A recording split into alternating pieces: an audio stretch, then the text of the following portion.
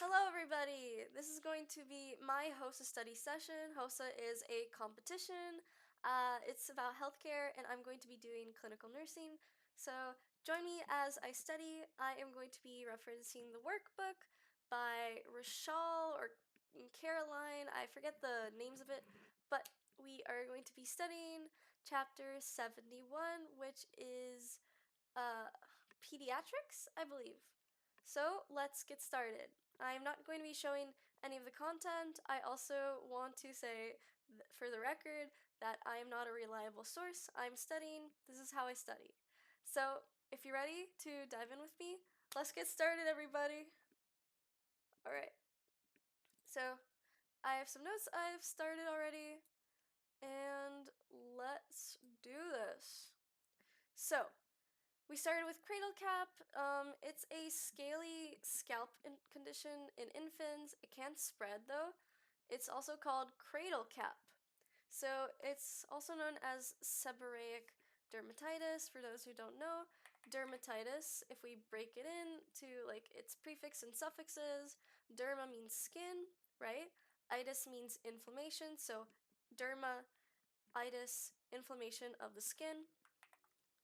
All right, seborrheic dermatitis. So it is a long-term skin disorder.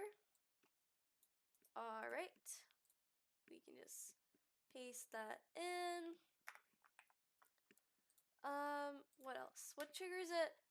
It's not really clear what the exact cause is, but it could be due to the yeast Malassea, excess oil in the skin, or a problem with the immune system. So I'm just gonna paste that as well. So we don't know what causes it necessarily.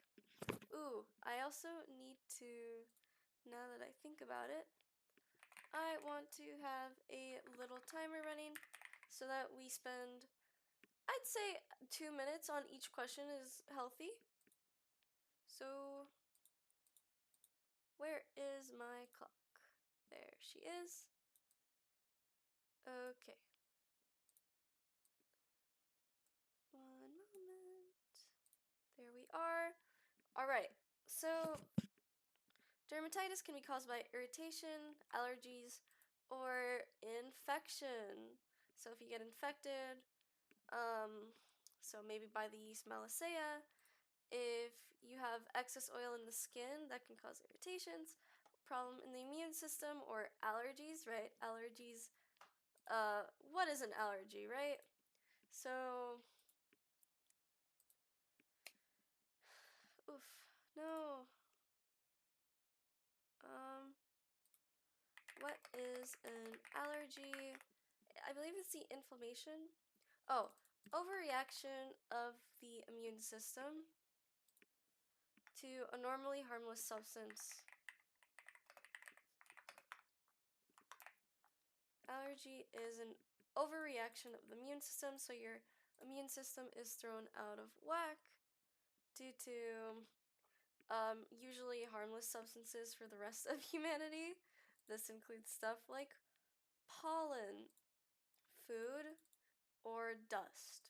So I'm am really triggered by pollen. Sorry, no, dust. Dust kills me. So that's an allergy. Dermatitis can be caused by irritation or allergies, infection, seborrheic. I want to break that down. Break down prefixes. Alright, so Seb, that's the name of my best friend. Seb from sebum, meaning oil or fat.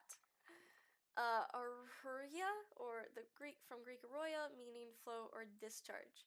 So basically, sebum, oil, and then urea is discharge, so flow or discharge. So huria. I don't know how to say it, but that makes sense, right? Because when you think about it, seborrheic, seborrheic, I don't know if I'm saying it right. Dermatitis, so it's a long-term skin disorder. It's also called cradle cap, can cause flaky skin. lots of oil buildup, inflammation. I don't know if it's inflammation. It is inflammation, itis, sorry. So there we are. It's excess oil. Boop. All right. I think that's healthy. We got 7 seconds left. I'm gonna stop the timer. So let's do question number 2. The best site for venipuncture in an infant is where? So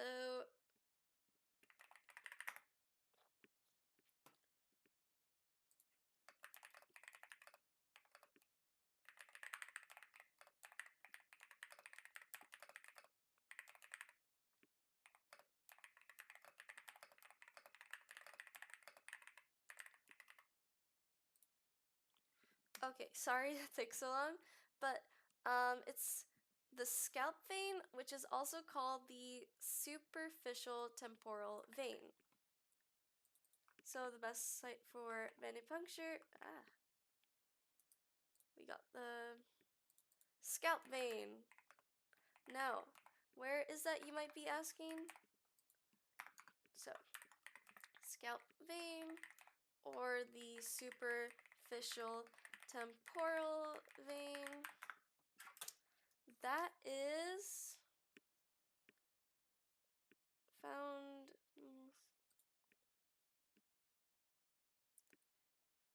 I think it's a big one.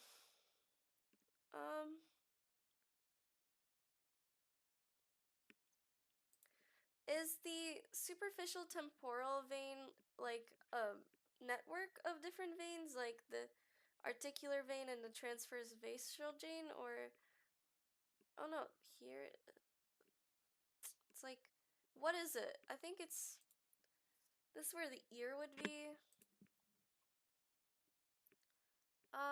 It's a main vein, but not a whole network, but it does have branches, so it branches off. Joins with the maxillary vein.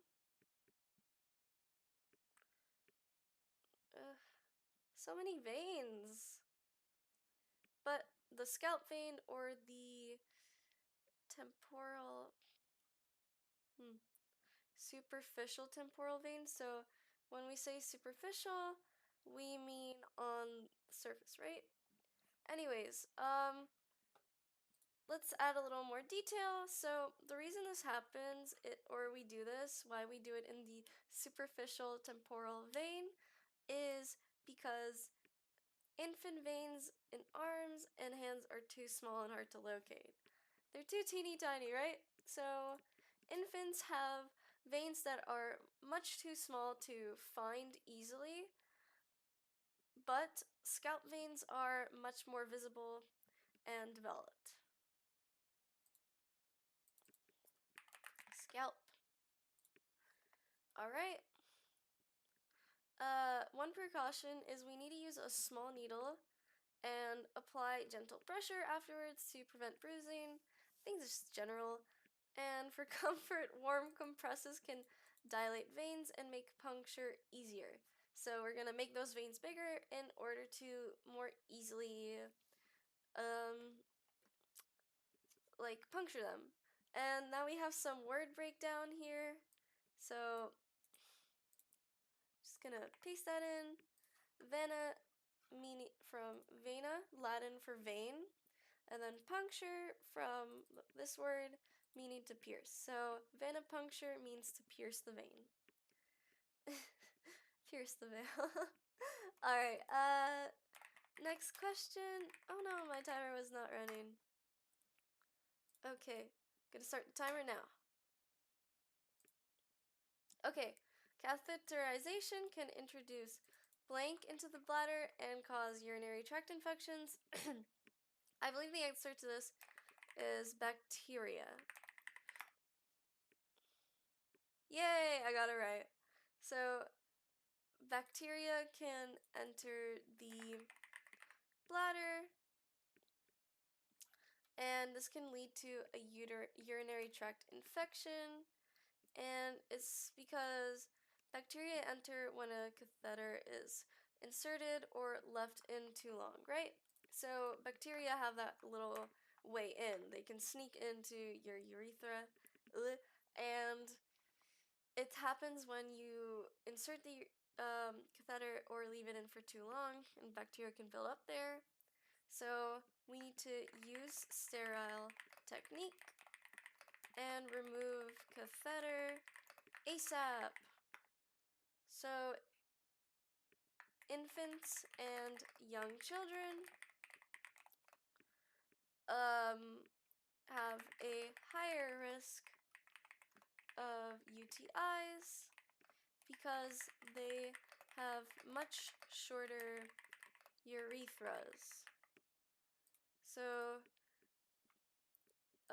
why does a shorter urethra increase the risk of bacteria buildup or introduction of bacteria?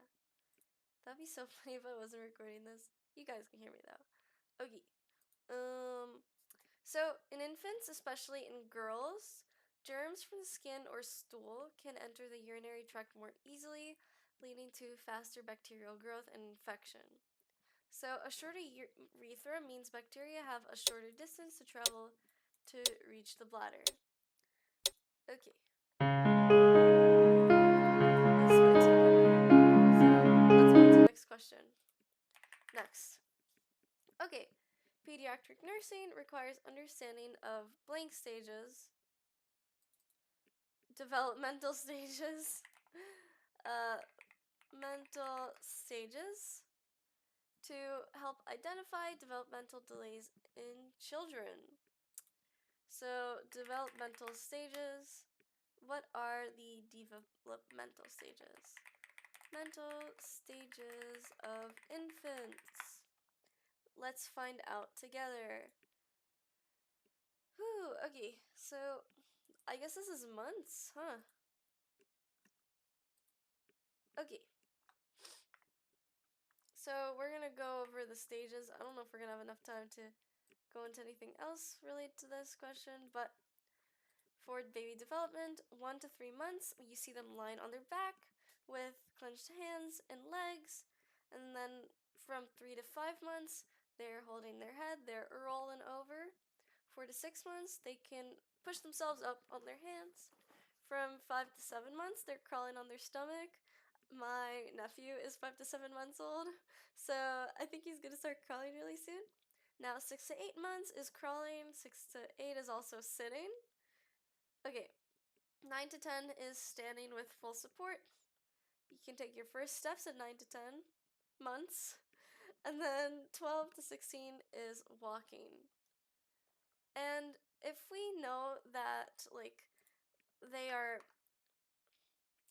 if we know that the children are not matching up with these milestone checks, like sitting, talking, or walking, we can help detect delays or abnormalities much earlier in their lives. Okay. Detect abnormalities. Oof. Okay. Milestone checklist. Anyways, next. Label the areas where respiratory retractions occur in a child experiencing breathing difficulty. So, I have no clue what respiratory retractions are. What are retractions? Okay, so respiratory attractions are. Please load. Ugh. When the skin pulls inward between or around the ribs during breathing. Ooh. Okay. Didn't have to call me out like that, but respiratory retractions. It's this. So, sign of respiratory retractions, or I guess RSV. Gonna paste you. So we got fast or short breaths. This photo is really low quality. Fast or short breaths. We got grunting noises, chest caving in with each breath. So skin turns blue or purple due to lack of oxygen. On darker skin, look for changes to lips, tongue, gums, and around the eyes. Alright, call your pediatrician right away if this child has any of those symptoms. So it happens when the child is working really hard to breathe. So child is struggling to breathe and chest muscles pull in because of increased effort. Ah. Effort or obstruction of the airways. So where is it located? It is around the ribs or the chest, right? Between or around the ribs or the chest. So let's highlight those before we move on. Boop. Between or around. I'm gonna find another image because images speak 1,000 words. Okay, oh, that's a poor baby right there. But we got some cyanosis here. Oh, no. Okay, so we see some supraclavicle retractions, like here. We see the bone. We got some nasal flaring. That's another one. We see that the extremities are turning kind of blue. Hands, feet, we got that cyanosis right there. Lips become blue. In darker skin, look for changes to lips, tongue, gums, and around the eyes. In the intercostal region and the subcostal, we got intercostal retractions and subcostal retractions. And it defined here some key regions, so let's do that really quickly. So suprasternal, break these into prefixes.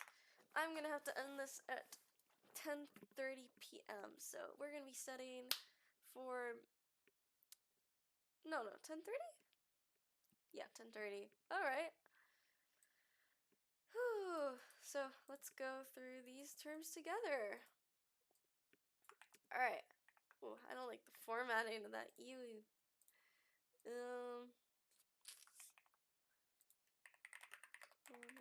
Text.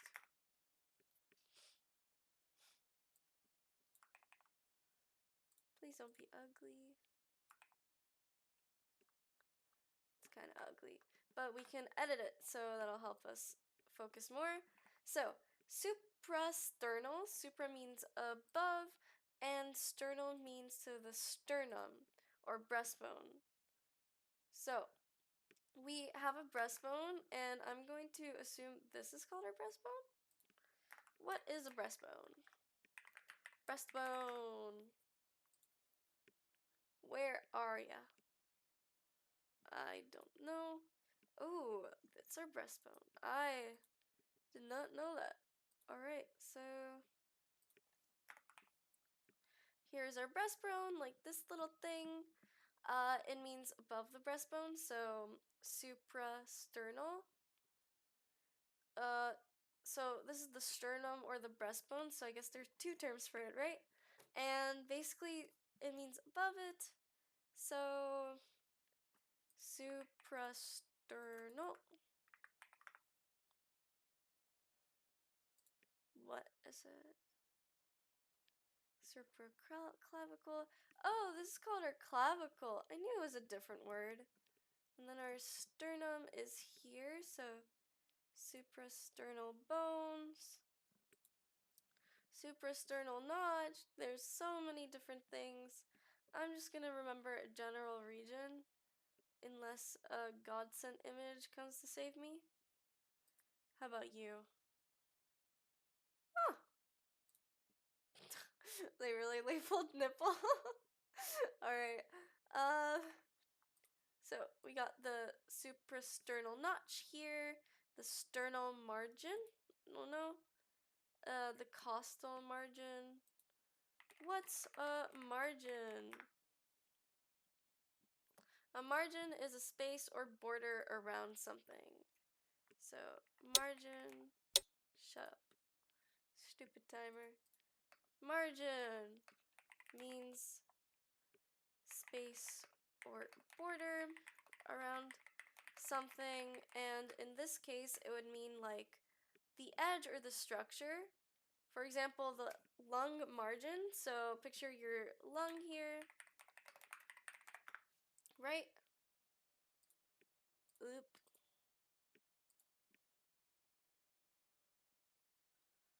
We have our lung, and the lung margin would be right here. Like the extremity, the edge, the border, whatever.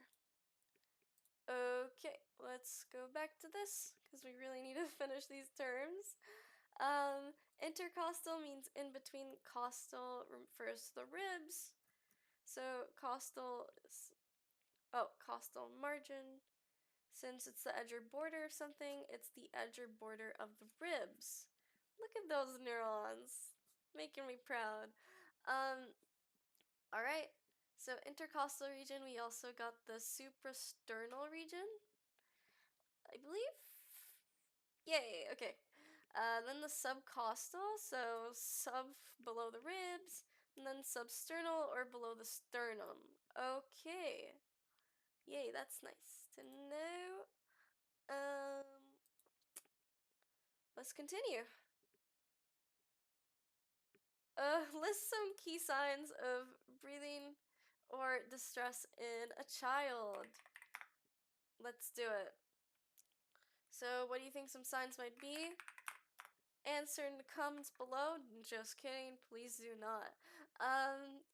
So, signs of pediatric respiratory disorder include nasal flaring, like we saw here, chest retractions, grunting, wheezing, and rapid breathing, or tachypnea. I remember dyspnea was related to breathing in some way. Pneumonia. What is tachypnea? Breakdown. Okay. Tachy means fast or rapid. Pnea means breathing. And what does disp mean? Difficult breathing. Dysfunction, dysphagia. Alright, cool to know, cool to know. So let's just highlight some fun words while we're here. Oh, this timer. Why don't you like me? So I'm gonna put that 1 minute on the clock. Can't stop. Pnea, so pnea means breathing. Phagia, I'm going to assume means swallowing. Function, and pnea, difficult breathing, and then tachypnea means fast breathing. Okay, that's why we learn these prefixes. It helps. So signs of pediatric respiratory distress include here. So nasal flaring. So if you see a baby like doing this, they're trying to get in more air, right? So they're opening up their nose, trying to get as much as they can. They're grunting, wheezing, probably because there's something blocking their airways. And then rapid breathing, because they're trying to compensate for the oxygen they're not getting. Okay, let's move on to the next question. Next. Okay, what cross-cultural communication points should a nurse remember when caring for children? I do not know. Let's see. So, nurses should respect cultural beliefs, language differences, and family roles when communicating. I'm curious if the person wrote that in this book. Oh, they didn't even do this unit. Guess I'm just better. Where is it? Here you are. Okay, so Nurses have to respect cultural beliefs, so let's write that down. Respect cultural beliefs. If there is a language difference, use interpreters. And you also want to involve family members according to cultural customs and values. This feels really general though, more specific to pediatrics, because obviously we're going to want to care for the people's customs and values. You want to refrain from also touching them because, well, sometimes they are... Okay, no, you don't want to refrain. You want to be aware of how comfortable they are with being touched. So, be aware of how comfortable a patient is with physical contract. More pediatric specific. Some cultures expect parents, not children, to answer for them. Avoid directing complex questions to the child. Respects beliefs about illness causes or treatments. Avoid gestures or body contact like head touching that may be disrespectful in some cultures, and use child-friendly interpreters and simple language appropriate for the child's age and culture. Finally, one that actually applies here. So you want to talk to this kid like a kid, right? You want to use simple language, make sure they understand what the hell you're saying, and especially for their age, right? Because a 6-year-old won't know what dyspnea is. I don't even think they know what cancer is. God forbid, knock on wood, they don't. But that's what you want to know. So respect cultural beliefs. If there's a language difference, use interpreters. Make sure to talk to the... avoid complex questions to the child. That's a good one. Avoid complex questions for the child. Alright, let's move on to the next one. Next. So, now we're going to do matching. So, I'm gonna tackle these terms one at a time. Stop the timer, dude. Yeah, 1 minute 30. That's good. Okay, so, whew. What the hell is an isolate?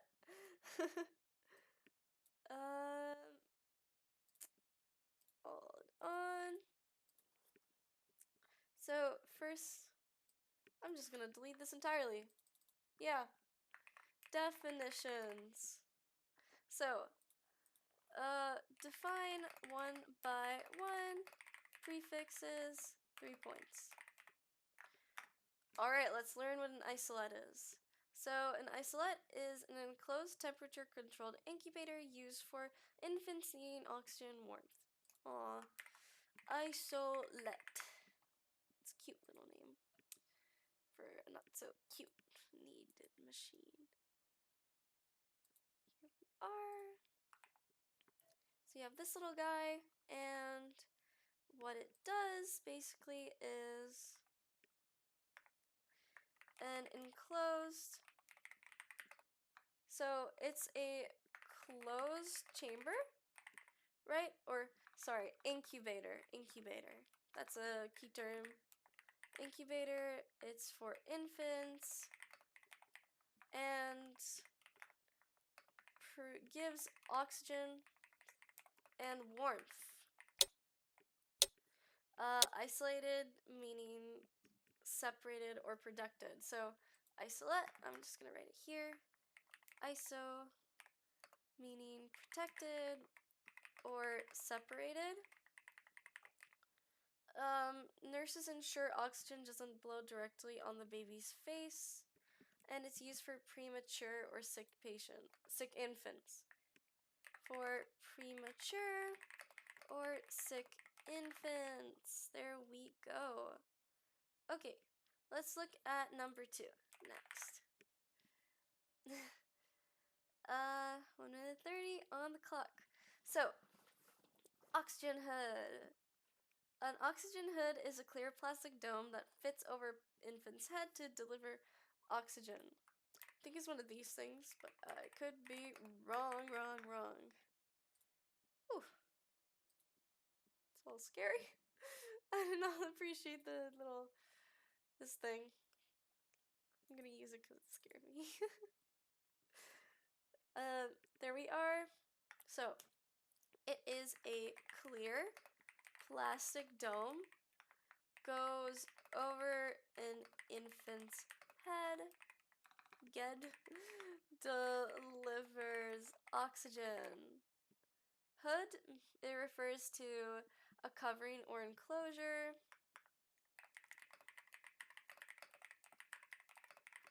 Alright. So, key points, it provides consistent oxygen concentration around the infant's head. Linen and clothing must be changed often due to moisture buildup and allows easy access for observation and care while maintaining oxygen flow, right? Because think about it. You can easily care for this kid because they're breathing and maybe they have a heart condition, so you can easily check that out, do what you need to do, right? Moisture buildup, I don't know why that is, but we're running out of time, so let's move on to the next point. Next, we got a nasal cannula. So we got this little thing. Oh my god, I see this everywhere. There's a name for it. Whoa. Yeah, oh my god. Okay, so this is a little cannula. I can't wait to find out what the prefix of that is. So, a small plastic tube. It has those two prongs, or two pokey bits, that fit in the nostrils. Delivers oxygen, obviously. Cannula means a small tube. Cannula. Small tube. I've never heard that in my life before though, so I think like maybe a soda can is kind of a small tube if you think about it, they're kind of small. Key points, provides low flow oxygen comfortably, right? It can cause dryness or irritation since oxygen isn't humidified. Ooh, that's not good, right? So, oxygen doesn't have humidity in it, and nurse must keep nostrils clear of mucus for proper airflow. Yeah, if there's a lot of mucus in there, it's not going to be good, is it? It's going to block the passage of air. Thank you for not blasting that stupid sound. Alright, next, oxygen tent. Let's do it. So, a canopy that encloses a child's bed area and provides a controlled oxygen-rich environment. I'm picturing a tent right now. Like a literal tent. Oxygen canopy. Whoa! It is a tent! Oh my god, okay. Alright.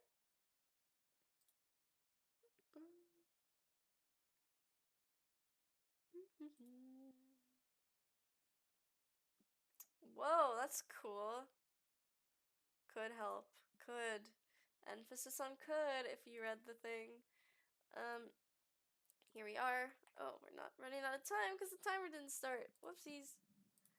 Okay, so oxygen tent, a canopy that encloses a child's bed area and provides a controlled, oxygen-rich environment. So, prefix breakdown, oxy means oxygen, tent means covering or enclosure, so cannula is a small tube, hood is a covering or enclosure, isole is protected or separated. You might think you know these, but it's always good to refresh the memory and make those little connections.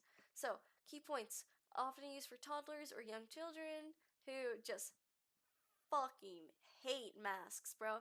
Like, they don't want to have like a whole ass mask on them, right?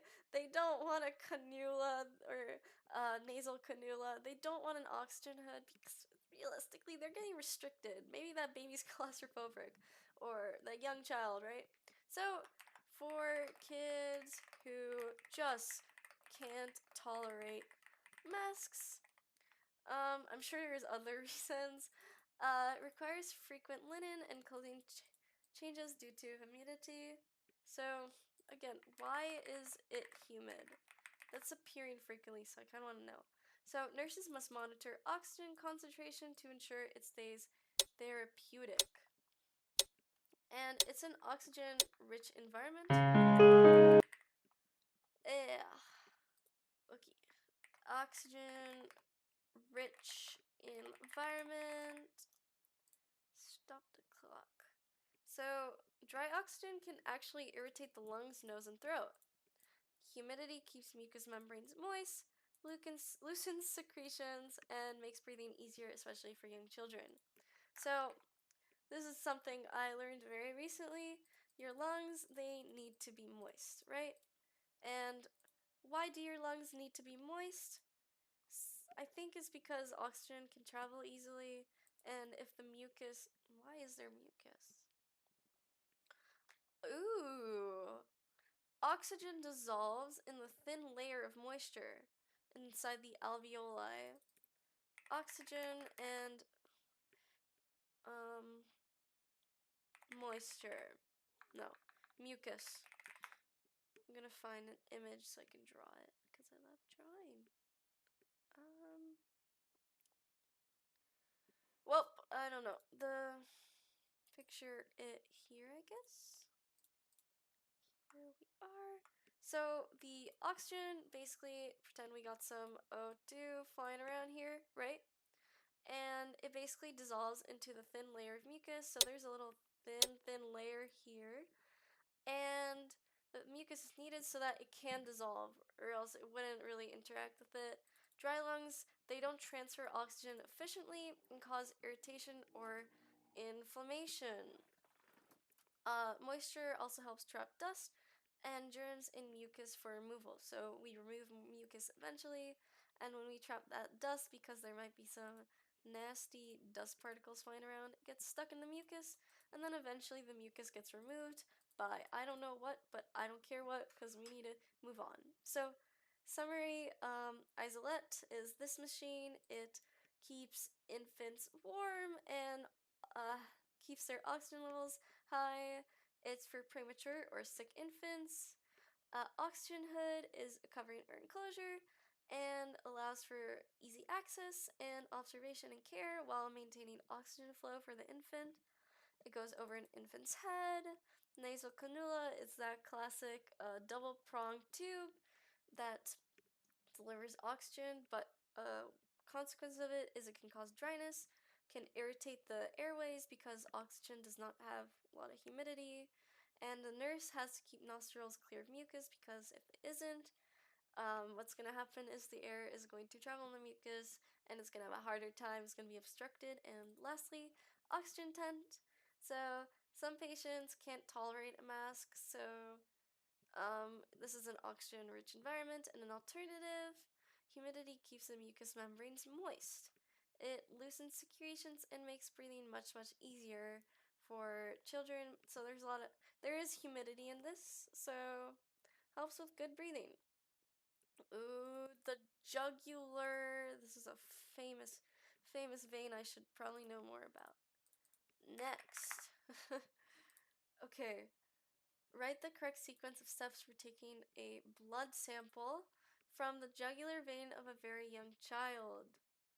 So, full answer. I am going to guess though the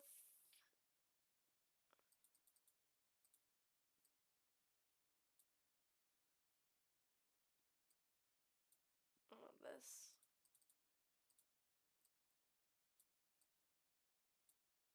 I have no idea. Okay, so first step is to pad the table edge and keep the patient completely still. Okay. What? Hello? One. Yay. Okay. Here, I'm wasting time formatting this, but now you restrain the child with the head slightly extended beyond the table edge and observe for swelling. No, this order.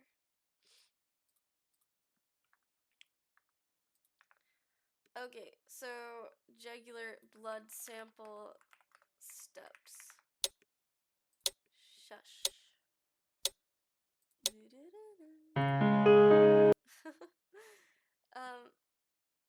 Okay, we're good. Well, there's a lot of cows for this. I want pediatric. Where is the jugular vein? Not you. Internal jugular. So here we are. So we pat the table of the edge and keep the child completely still. Restrain the child with the head slightly extended beyond the table edge. So they're kind of going down like this, right? Are they going down on the table edge? Like that? 30 degrees. Pull out your protractor. Oh, it extends slightly over the table, but not hanging down. This just makes the jugular vein more visible and easy to access, while keeping airways open and the body safely supported. Alright, now assist the provider by holding the child securely. And the provider in this case would be the doctor, the nurse, whoever is providing the healthcare services. And then observe for swelling or bleeding. If available, ultrasound guidance is suggested.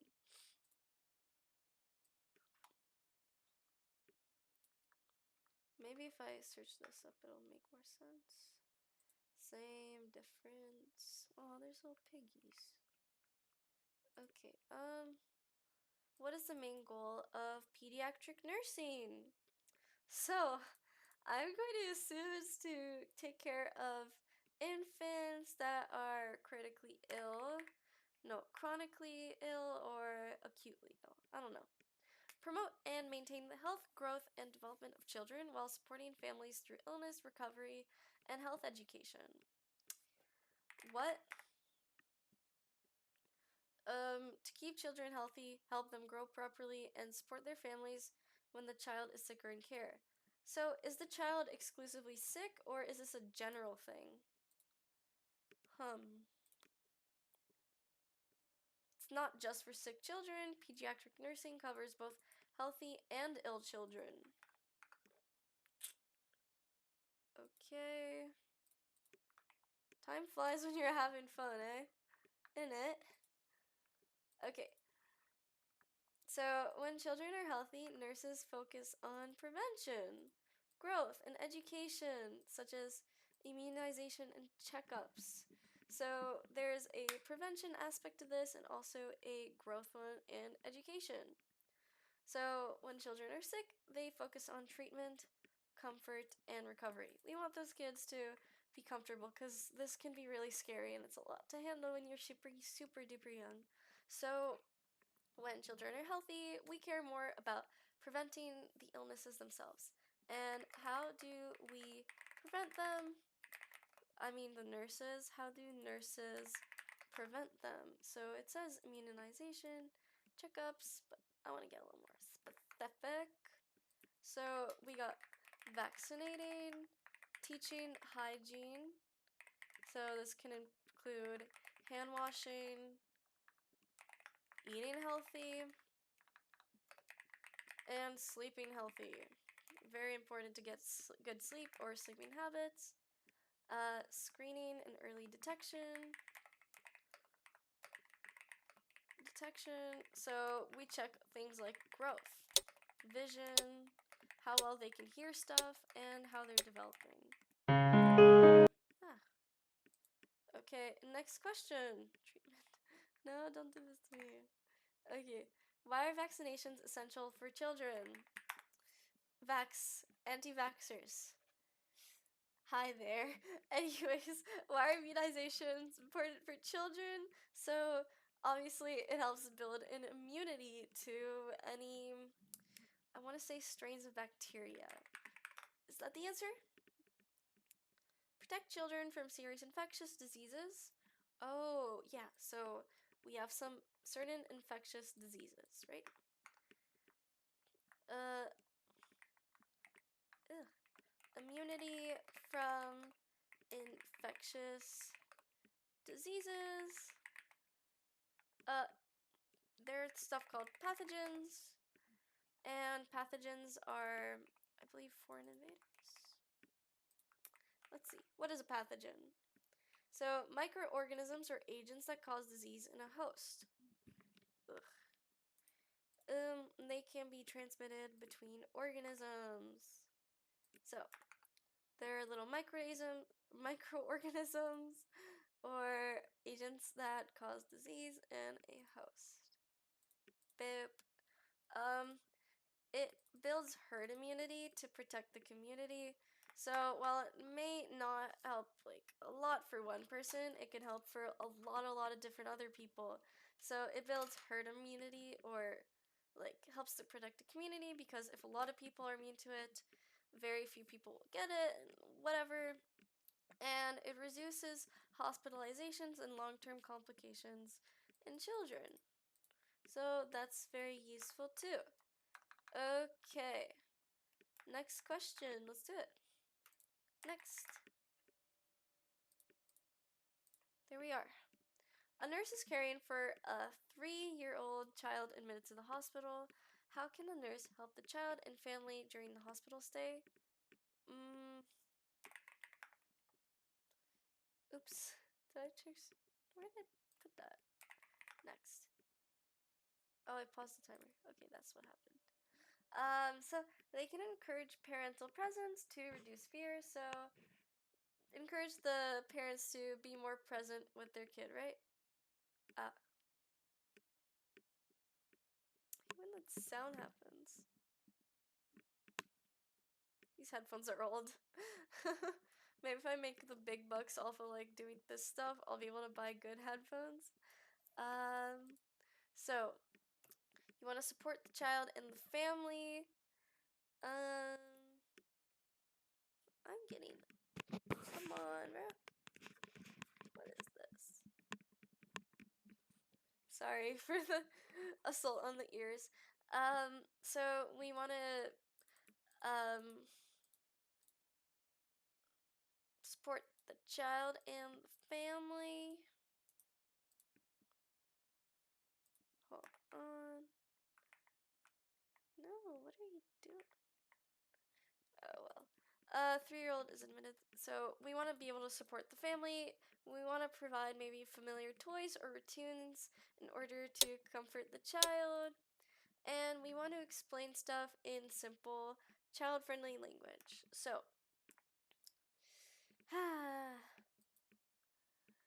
boop. No. Okay. This, that, and that. Okay. So, encourage parental presence. So we want the parents to be there, right? To make sure the child feels safe. We also want some familiar toys or routines for the child's comfort. And we also want to look at some factors affecting family reactions. So cultural beliefs, stress level, is the family stressed, right? Maybe they're feeling really anxious because their kid just got something, or their kid might have something. So reaction to hospitalization can be affected by that. Cultural beliefs. A lot of people don't believe in going healthcare system. They want to thug it out, and because of that, but it's always good to get a professional to check you out, right? So, prior hospital experience. I know HOSA is very American-y. I've heard the healthcare system there, when it comes to payments, is a very big scam. They charge for too much.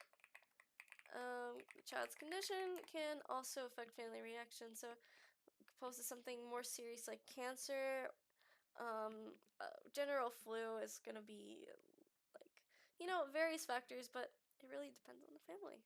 So, what specific observations should the nurse make? So we want to look for changes in mood, for mood changes, eating changes, sleep, affected, I know the difference, affected sleep patterns, or maybe some fear behaviors, so maybe the child is sick. And we also want to observe how the family talks to the child or the parents and understand coping responses. What exactly do we mean by coping responses? Oh my god, we only have 1 minute. What? Okay. So, section 3, practice for the exam. Should we skip it? Should we come back to it? Apply our knowledge. Let's do this. We only have 10 minutes left. No, I'm having so much fun with you guys. So apply our knowledge, critical thinking. Okay. But anyways, coping responses, how a person handles stress or adapts to a difficult situation. Child might cling to a parent, cry, or withdraw. A parent might ask many questions, stay calm, or appear anxious. So we can just observe those, and this will help us understand their emotional needs. Yeah. Okay, next. When caring for a 1-month-old infant during a checkup, what general observations should the nurse make? I'm going to assume developmental stages, but other than that, I do not know. Answer. Oh, okay. Here are a lot of them. Maybe I should get noise suppression. I know there's a lot of clicking. This sucks. um.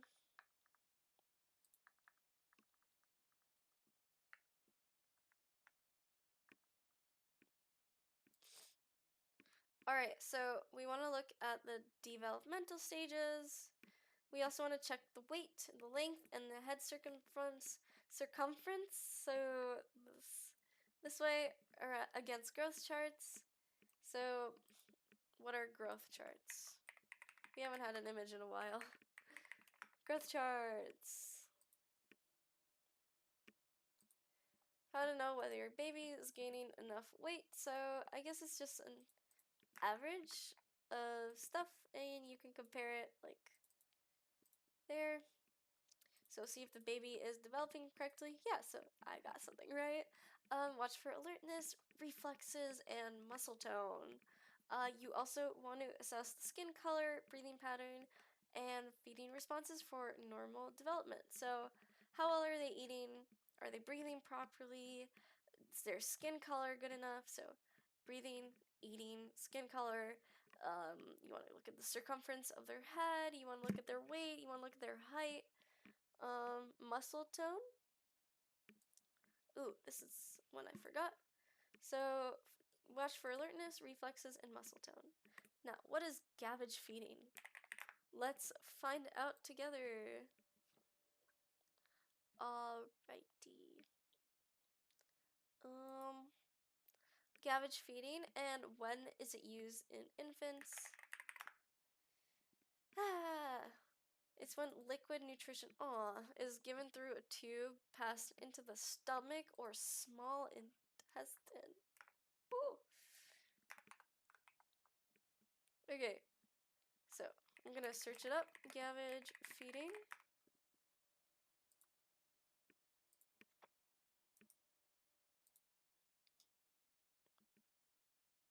Oh, okay. So here we are. Image speaks 1,000 words. And liquid nutrition is given through a tube that passes through all the way into the stomach or even through the small intestine, and it supplies food directly to that.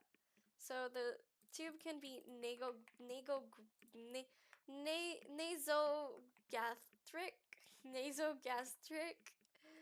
um, from the nose to the stomach,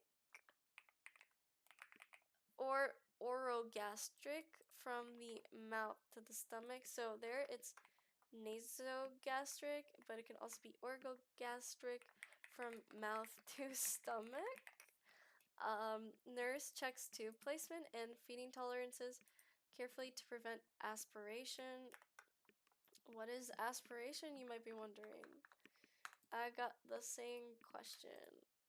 What is aspiration? Alright.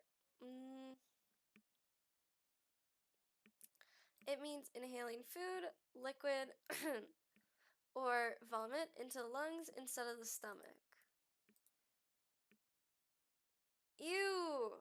Oh my god. So it doesn't go into the stomach, it goes into the lungs. So you have to make sure the tube is placed properly, or else that kid's gonna be breathing food in, and this can cause pneumonia. And if it's the airways are blocked by this,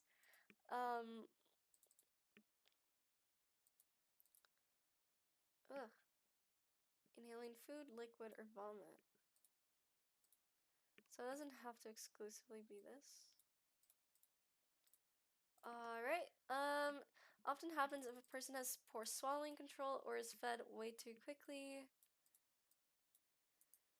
4 minutes left. No. Okay, at a toddler's well child visit, what should be documented? And what teaching should be given to family caregivers? Next. During a toddler's well visit, what should a nurse document, record? Answers. So we need to document height, weight, head circumference, and developmental milestones, immunization status, and screening results.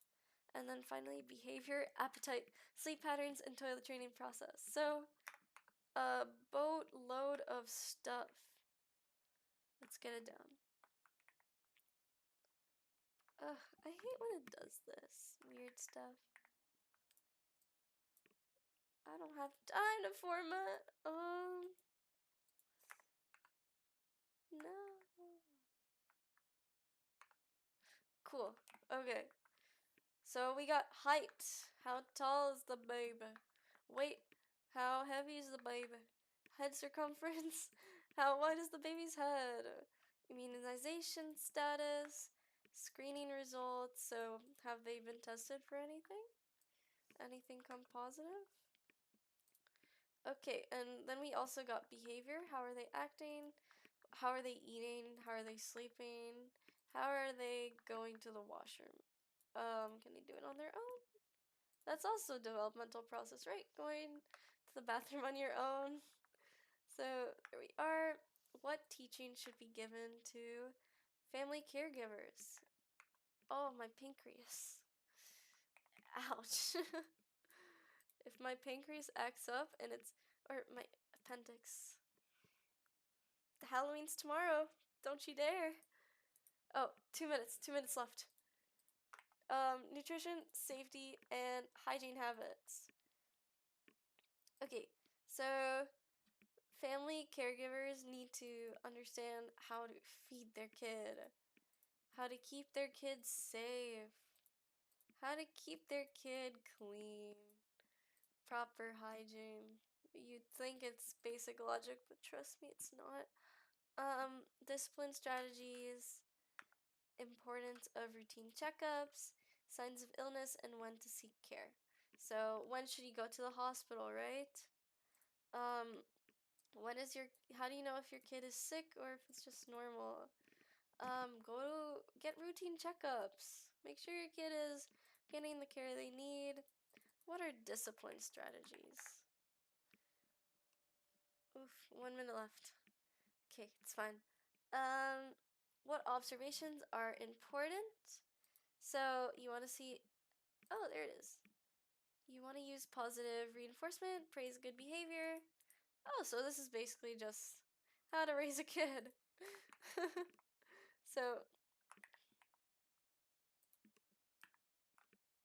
use positive reinforcement. Set clear, consistent rules so the kid knows boundaries. You don't want to be malleable when it comes to the boundaries, right? You want to make sure the kid knows this is what happens when you do this. There should be consequences, right? So stay calm. Children learn by imitating adults' reactions. So if the adult reacts by screaming, guess what the kid's gonna do? They're not gonna be a quiet little perfect princess. Nah. Uh, but anyways, I believe that wraps today's lesson. Should we go for 2 more questions? I think we ought to go for 2 more questions. Oh wait, observation. So, how is the child interacting with the parent? How is their social behavior? Ugh. Okay, cool beans. Motor skills, speech and social behavior, signs of developmental delay or neglect. So you want to see if the kid's getting neglected, they have any developmental delays, are they able to punt, like use their hands, do all this stuff they need to do, the motor skills, can they speak properly, do they have good social behavior, all of that. Next, when measuring blood pressure in a child, what guidelines must be followed regarding cuff size and pressure size? Answer. We are. So cuff width should be about half the width of the child's upper arm. Huh. Bladder of the cuff. I don't understand any of this. Okay. So I'm gonna find a nice photo to understand this. Measuring blood pressure in a child. There we are. No. Here? Quiet room. That's that. Appropriate. At heart level, arm stretched on table. Maybe I should add toddler.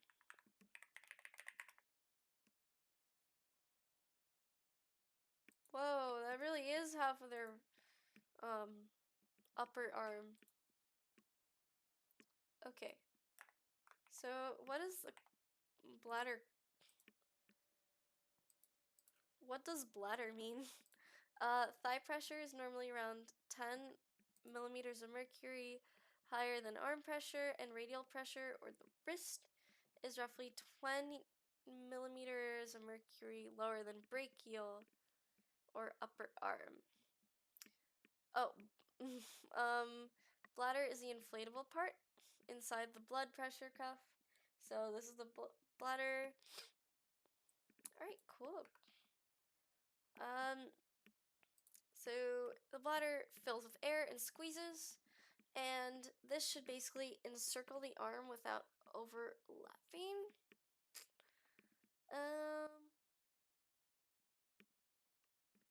So why can't it overlap? Apparently it can't overlap, so why is that? Let's find out.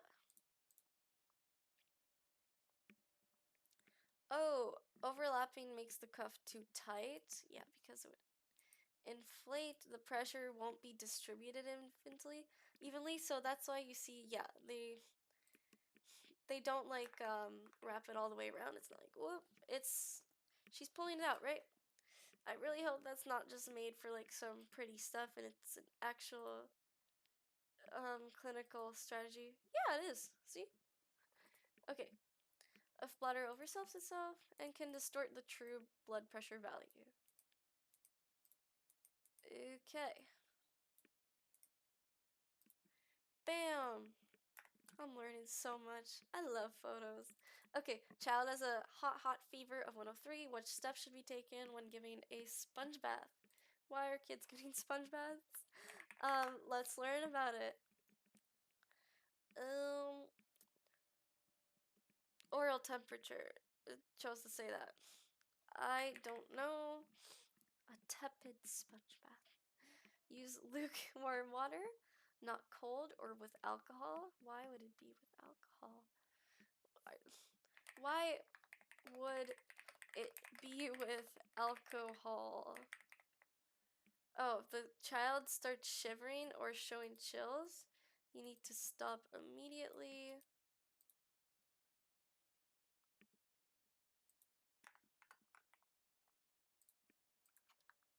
You know, I've never actually asked myself, what is a sponge bath?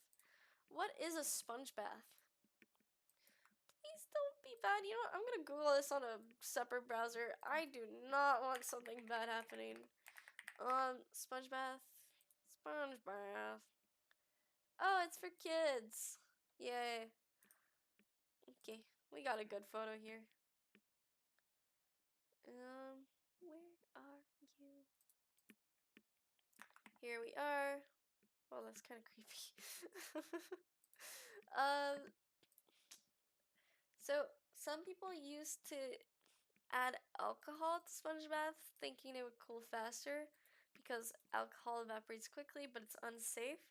Alcohol can be absorbed through the child's skin or inhaled. No shit.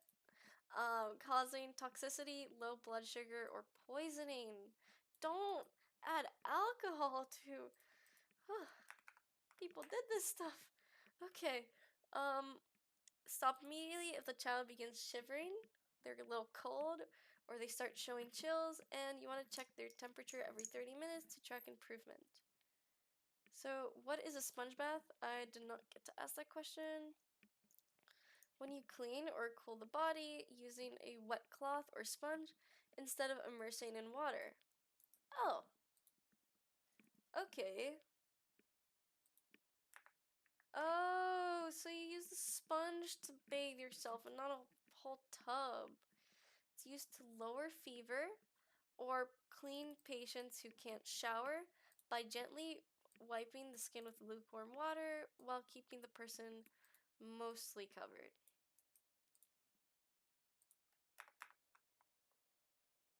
Got it. Okay, so there's 9 questions left. I've never completed something in 1 hour. Let's do it. Can we do it? No, it's gonna take a while. So that concludes my studying for today. Thank you so much for joining me. I love all of you who decided to attend this. I'm so sorry about this sound, but it was an honor having you. Have a great day. I really hope you learned something because I know I learned a lot. I'm gonna steal a YouTuber's quote because I just love it so much. Um, don't forget to take care of yourselves and most importantly, love your fucking selves. Alright, have a great day. Bye, everybody.